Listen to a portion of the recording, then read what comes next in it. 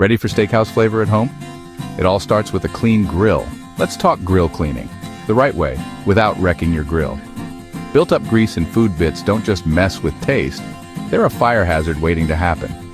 Here's what you'll need.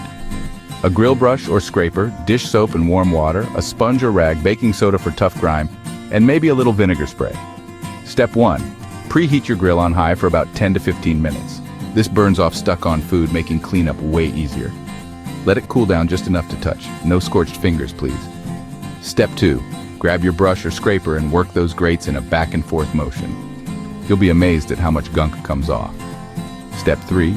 Take the grates off, soak them in warm, soapy water, and scrub with a sponge.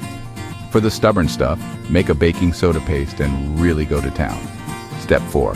Wipe down the inside lid and firebox with a damp cloth. Grease got out of hand? Use a little vinegar or a degreaser. Step 5. Rinse everything with clean water, dry it off, and put your grill back together. Done. Pro tip, clean your grill after every few uses.